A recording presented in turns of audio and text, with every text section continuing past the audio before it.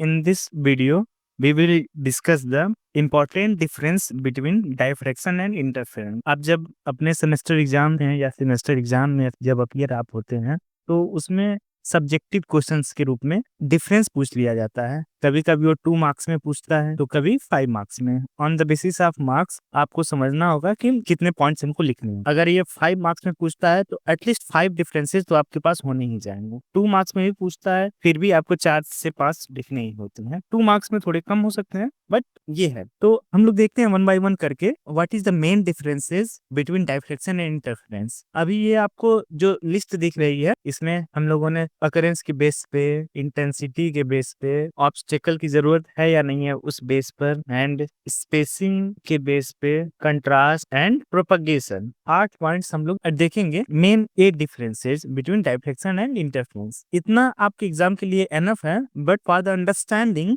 We will discuss in the detail in this video. तो आइए फटाफट पहले देखते हैं। On the basis of occurrence diffraction it occurs because of the secondary wavelength superposition. ये secondary wavelength के superposition की वजह से डायफ्रैक्शन हम लोग देखते हैं। सेकेंडरी वेवलेंथ क्या होता है? Secondary wavelength are new disturbances that originate from the every point on a wave front. जो वेव फ्रंट होता है उसके एवरी पॉइंट से ये ओरिजिनेट होता है। And in the interference it occurs due to the light wave superposition that is from 2 sources. ये 2 source से आता है। तो एक डिफरेंस तो यही हो गया कि जो एक वेव फ्रंट है उसके एवरी पॉइंट्स ये भी डिस्टरबेंस क्रिएट करेंगे and this is working as disturbance और यहाँ से एक सेकेंडरी वेव जनरेट होगी। बट इंटरफेरेंस के लिए आपको 2 सोर्सेज चाहिए। अगर रे 1 है और ये रे 2 है, ये इंटरफेयर करेंगी तो इनके लिए 2 सोर्स चाहिए, राइट। तो फर्स्ट डिफरेंस तो ये हो गया। Width of the fringes, diffraction में जब हम लोग पैटर्न में जब विड्थ देखते हैं फ्रिंजेस के तो अनइक्वल रहते हैं और इंटरफेरेंस में इक्वल रहते हैं। इंटेंसिटी क्या होती है? Not same fringe intensity for all the fringes and interference में same fringe intensity for all the fringes. Obstacle की जरूरत पड़ती है कि नहीं? ऑब्स्टेकल और slit there is a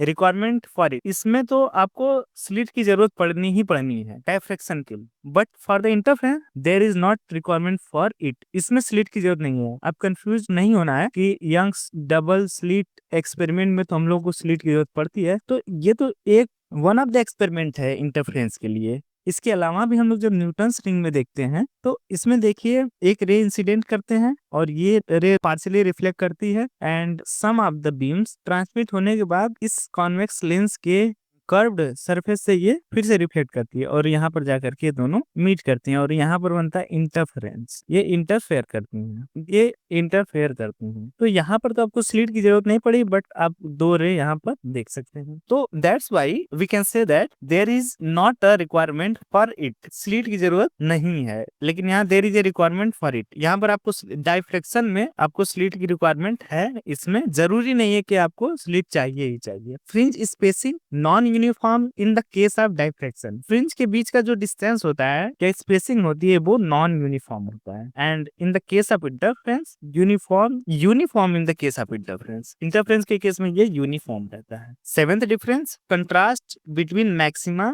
and minima. The contrast between maxima and minima is poor. आप देखेंगे कि इसमें अगर ये फ्रिंज है, एक फ्रिंज ये है, इसके ऊपर एक फ्रिंज है, तो ये जो डायफ्रैक्शन में जो सेंट्रल फ्रिंज रहता है ये काफी ब्राइट रहता है। बाकी धीरे धीरे इनकी इंटेंसिटी कम होती चली जाती है। That's why the contrast between the maxima and minima is poor. और फर्स्ट थिंग ये धीरे धीरे इनकी इंटेंसिटी कम होती जाती है और ये जो डार्क पोर्शन है डार्क, ये कम्प्लीटली डार्क नहीं रहता है। ये मिनिमम दिखता है बट कम्प्लीटली डार्क नहीं। इसके वजह से हम लोग मैक्सिमा एंड मिनिमा में टोटल का टोटल एकदम कंट्रास्ट नहीं दे पाते हैं। But in the case of interference आप देखेंगे कोई फ्रिंज है, ब्राइट फ्रिंज, और यहाँ पर ब्राइट फ्रिंज है और सेम इंटेंसिटी की दोनों फ्रिंज रहती हैं, ब्राइट फ्रिंज। और जो डार्क फ्रिंज है ना, ये डार्क कम्प्लीटली डार्क रहेगा। ब्राइट और डार्क में आपको कंट्रास्ट दिखता है। Now wave propagation direction it changes after diffraction. जो वेव का प्रोपगेशन है वो डायफ्रैक्शन डायफ्रैक्शन होने के बाद वो चेंज हो जाता है उसका direction. In the case of interference it does not change after the superposition. ये डिफरेंसेज हैं डायफ्रैक्शन एंड इंटरफेरेंस के बीच का, जो कि आपको एग्जाम में लिखना ही चाहिए ताकि आप अच्छा स्कोर कर सके। इन 8 डिफरेंस को समझने के बाद कॉन्सेप्चुअल क्लैरिटी के लिए हमको डायफ्रैक्शन और इंटरफेरेंस को समझना बड़ा इंपॉर्टेंट है, तब जाकर के आपको कॉन्सेप्ट अगर क्लियर रहेगा फिर 8 पॉइंट्स को आप लोग याद कर पाएंगे। अदरवाइज अभी आप पढ़ेंगे फिर नेक्स्ट टाइम भूल जाएंगे। तो फॉर द अंडरस्टैंडिंग हम एक एक करके डायफ्रैक्शन एंड इंटरफेरेंस को समझते हैं। What is the actual meaning of diffraction? This is the definition. Diffraction is the bending of waves around an obstacle. Bending,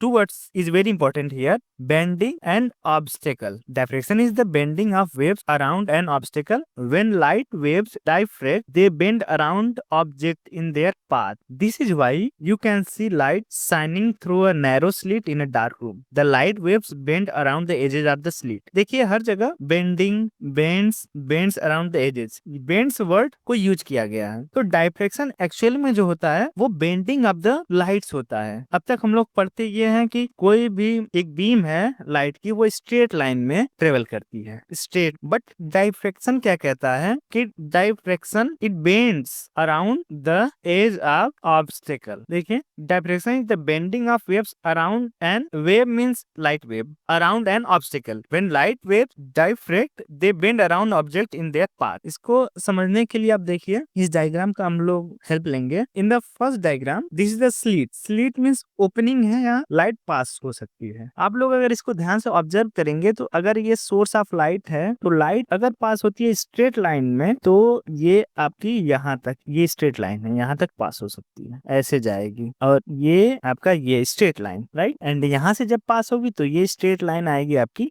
यहाँ पे आएगी। बट इन रियल हम लोग इसको क्या देखते हैं कि ये थोड़ा सा यहाँ तक हमको ब्राइटनेस दिख रहा है, इसके आगे ब्राइटनेस दिख रहा है, यहाँ इसके आगे ब्राइटनेस दिख रहा है। ये जो रीजन है यहाँ तो पूरी लाइट ऐसे ट्रेवल कर रही है क्योंकि ये ओपनिंग है, यहाँ लाइट ऐसे ट्रेवल करेगी। बट बियॉन्ड द यहाँ पर आपकी लाइट बाद नहीं आनी चाहिए, बट फिर भी इस वाले स्पेस में हमको लाइट दिखती है, मींस ये बेंड हो गई है, right. This is the bending of light. इस केस में आप देखेंगे ऑब्स्टिकल है। ऑब्स्टिकल मींस उसको रोके, जो बीम है रोक रहा है, अगर वहां से पास नहीं करने दे रहा, ऑपेक है, उसको ऑब्स्टिकल कहेंगे। अगर ये ऑब्स्टिकल बीच में है तो लाइट तो इसके ऊपर से ऐसे स्ट्रेट जाएगी और यहाँ आएगी, यहाँ से यहाँ आएगी और इस साइड इस स्पेस में लाइट आपको दिखेगी। और ये पोर्शन ये तो शैडो है क्योंकि यहाँ पे लाइट नहीं है। कहाँ तक नहीं लाइट है, इसके पहले तक लाइट यहाँ से शुरू है। ये जो यहाँ पर लाइट आई है स्ट्रेट लाइन आकर के, इसके पहले तक ही तो लाइट है, इधर तो है नहीं। अगर यहाँ से आप देखें ऐसे जा रही लाइट, इसके आगे है, पीछे तो है नहीं light. But in the real case हम लोग क्या देखते हैं, हमको ये वाला पोर्शन भी, इसके जो ज्योमेट्रिकल शैडो है उसके नीचे भी हमको लाइट दिखती है। मींस ये जरूर बेंड हुई होगी,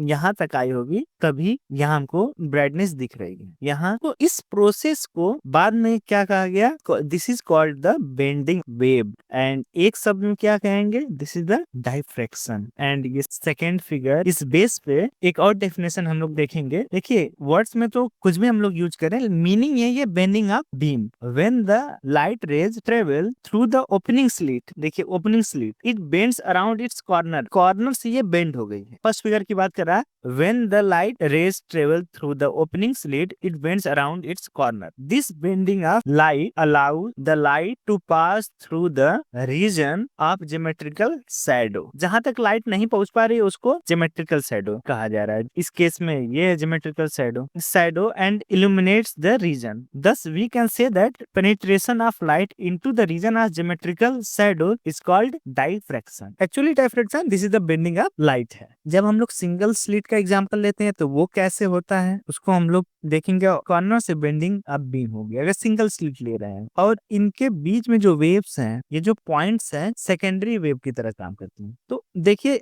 इन कॉर्नर्स पे अगर सिंगल स्लिट हमने लिया है और इस कॉर्नर से जो बेंड हो रही है लाइट, उसको हम लोग डायफ्रैक्शन कहते हैं। और इसके बीच में इन दोनों स्लिट्स की जितने भी पॉइंट्स हैं वो सेकेंडरी वेव की तरह काम करेंगी और ये नंबर ऑफ वेव ऐसे प्रोड्यूस करेंगी, और जा करके ये जब इंटरफियर करेंगी, सुपर इम्पोज करेंगी, तो हम लोग उसको सिंगल स्लिट है। और ये जो पॉइंट्स हैं वो क्या करेंगे, आपको सेकेंडरी वेव प्रोड्यूस करेंगे। तो किसी भी कॉर्नर से बेंड हो रही है जो लाइट्स, उसको हम लोग डायफ्रैक्शन कहते हैं।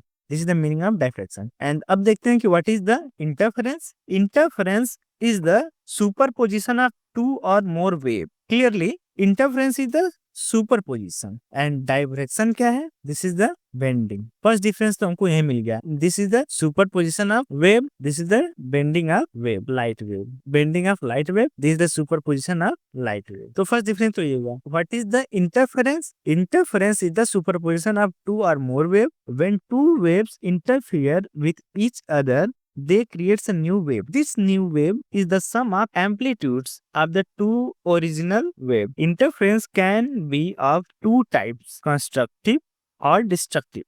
If we look at the explanation, constructive interference takes place when the two waves have the same amplitude. The destructive interference happen when the two waves have opposite amplitude. आइए इसका meaning हम लोग समझते हैं कि आपके पास वेव ए है and wave B है। जो सुपर इम्पोज्ड वेव है ए प्लस बी, इसका एम्पलीट्यूड आप देखेंगे बढ़ गया। ए का कम था, बी का भी कम था, सुपर इम्पोज करने के बाद ये ए प्लस बी बढ़ गया। ये फर्स्ट केस है। और जब एम्पलीट्यूड बढ़ेगा उसको हम लोग कहेंगे कंस्ट्रक्टिव इंटरफेरेंस। सेकेंड केस में हम लोग देखेंगे वही वेव है, वेव ए, यहाँ पर है वेव बी। जब दोनों सुपर इम्पोज की तो दोनों या आपको कोई वेव ही नहीं दिखी, एम्पलीट्यूड 0 है, नो वेव। जब सुपर इम्पोज करने के बाद एम्पलीट्यूड कुछ नहीं है और वेव 0, दोनों मिल करके, उसको कहेंगे this is the destructive interference. Right? क्यों? क्योंकि इन दोनों में जो मेन डिफरेंस है वो देखिए फेज का है। इन फेज में जब ये क्रेस्ट है तो इसका भी क्रेस्ट है, ये ट्रॉफ है, इसका भी ट्रॉफ है। देन कंस्ट्रक्टिव इंटरफेरेंस, यहाँ पर क्या है, ये आउट ऑफ फेज है। अगर इसका ये क्रेस्ट है तो इसका ट्रॉफ है, इसका ट्रॉफ है तो इसका क्रस्ट है तो इसका ट्रॉफ है। दोनों मिल करके नील, 0 इनका एम्पलीट्यूड मिलेगा और हम लोग डिस्ट्रक्टिव इंटरफेरेंस देखेंगे। In the case of double slit experiment, अगर S1 सेम सुपर इम्पोजिशन हम लोग देखेंगे, S1 S2, यहाँ से एक वेव गई और यहाँ पर जैसे ही इंटरफेरेंस जब होगा तो हम लोग देखेंगे कि डार्क मिला। क्यों? क्योंकि इन दोनों में फेज डिफरेंस है। अगर ये क्रेस्ट है, इसका ट्रफ है। स्लिट 2 से जो वेव जा रही है उसका ट्रफ है और स्लिट 1 का क्रेस्ट है, ये means out of phase. Then dark interference देखेंगे। बेसिकली हो क्या रहा है, ये सुपर इम्पोजिशन हो रहा है। दो वेव जा रही हैं, ये सुपर इम्पोज कर रहे हैं। यहाँ पर भी सुपर इम्पोज हो रहा है लेकिन यहाँ पर ब्राइट मिल रहा है क्योंकि दोनों सेम फेज में है, तो आपको यहाँ पे ब्राइट मिलेगा। ये है इन फेज। अभी हम लोगों ने देखा meaning of interference and diffraction. Diffraction is the bending of waves. हम लोगों ने देख लिया किधर वो मुड़ती है, वो ज्योमेट्रिकल शैडो की तरफ मुड़ती है।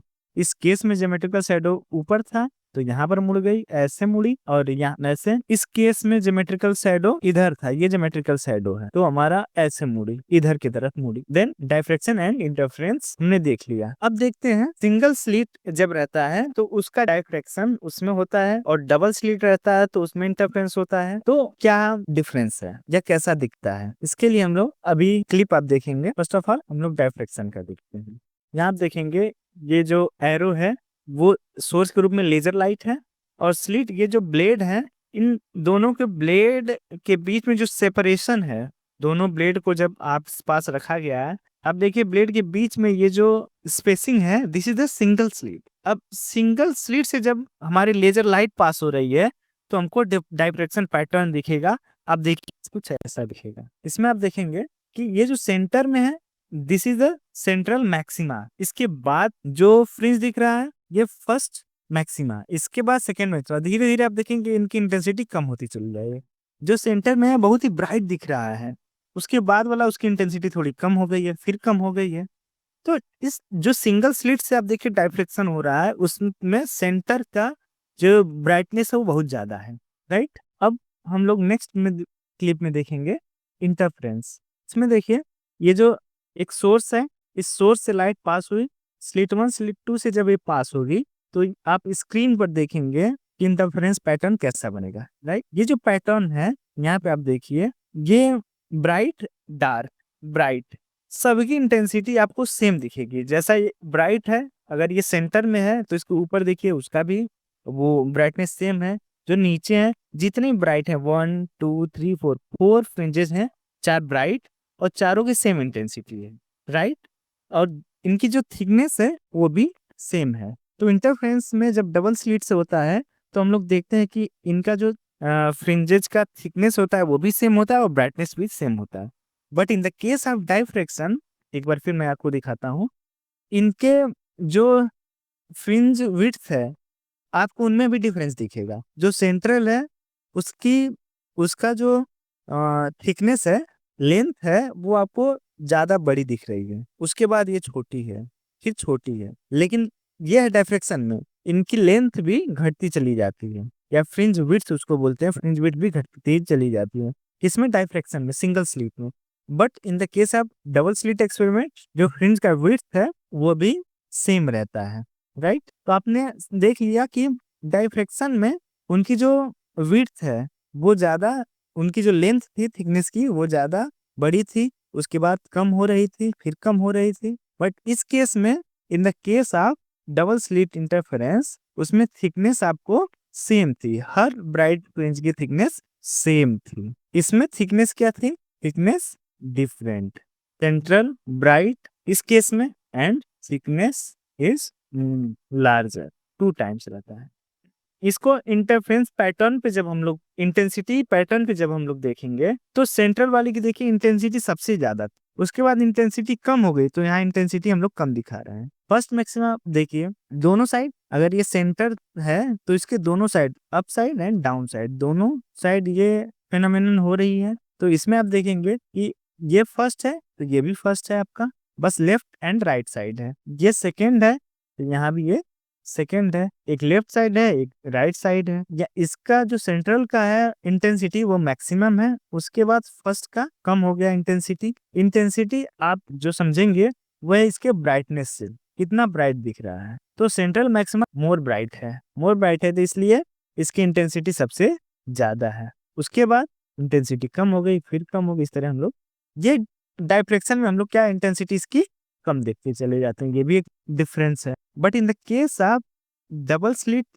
इंटरफेरेंस, इसमें आप देखिए जो थिकनेस है वो सेम है, और जो इंटेंसिटी है फर्स्ट की हो या फिर सेकंड की हो, सबका जो इंटेंसिटी है वो सेम है, सब ब्राइट दिख रहे हैं। अगर राइट साइड में है तो ये फर्स्ट सेकंड है, लेफ्ट साइड में तो ये फर्स्ट सेकंड, सबकी ब्राइटनेस क्या है आपको सेम, तो इंटेंसिटी आप देखिए सबकी सेम। तो ये भी एक डिफरेंस है इंटेंसिटी। तो आप यहाँ पे देखेंगे कि इंटेंसिटी इंटरफेरेंस के केस में सेम है, बट डायफ्रैक्शन के केस में ये भी चली जा रही है, राइट। अब हम लोगों ने इंटरफेरेंस डायफ्रैक्शन समझ लिया अच्छे से। एक बार फिर हम लोग चलते हैं, कि एक बार फिर हम लोग देखते हैं उस टेबल को जिसमें हम लोगों ने डिफरेंस के 8 पॉइंट्स लिखे हुए हैं। देखिए, फर्स्ट ऑकरेंस सेकेंडरी वेवलेट। तो हम लोगों ने देखा कि जो वो सिंगल स्लिट से जो डायफ्रैक्शन हो रहा है उसके हर एक पॉइंट एक वेव फ्रंट जनरेट करते हैं, उसको वेवलेट कहते हैं, वेवलेट या सेकेंडरी वेवलेंथ कहते हैं। तो उसके वजह से इन सब के वजह से जो सुपरपोजिशन होने के बाद जो पैटर्न मिलता है, डायफ्रैक्शन पैटर्न, सिंगल स्लिट की वजह से, राइट। इंटरफेरेंस में it's occur due to the light wave superposition it from 2 sources. इसमें आइए तो फिर देखते हैं हम लोग। First, it occurs because of secondary wavelength superposition. Secondary wavelength के सुपरपोजिशन से होता है, और वो जनरेट कैसे होते हैं, वो एक ही जनरेट होते हैं। वो एक कोई सिंगल स्लिट है, उसका जो एवरी पॉइंट है वो भी एक सोर्स की तरह काम करेगा, और वो वेवलेंथ को ओरिजिनेट करेगा। इनके सुपरपोजिशन से इनका सुपरपोजिशन होता है डायफ्रैक्शन में। बट इंटरफेरेंस के केस में 2 सोर्स से जो वेव फ्रंट्स आती हैं उनका सुपरपोजिशन। फर्स्ट हमने इसको अच्छे से देखा था। Second, width of the fringe. अब हम लोग श्योर होकर कह सकते हैं, आपने वीडियो में एक्सपेरिमेंट में भी देखा कि उनके फ्रिंजेस क्या होते हैं, अनइक्वल रहते हैं, और इंटरफेरेंस के केस में क्या रहते हैं, इक्वल रहते हैं। इंटेंसिटी क्या होती है, not same fringe intensity for all the fringes. Diffraction में सभी की सभी फ्रिंजेस की इंटेंसिटी सेम नहीं रहती है, बट इंटरफेरेंस के केस में सेम रहती है, राइट। ऑब्स्टेकल की जरूरत इसमें पड़ती है, इसमें नहीं पड़ती है। स्पेसिंग इसमें नॉन यूनिफॉर्म है, इसमें यूनिफॉर्म स्पेसिंग है, सब इक्वल स्पेसिंग सब में है।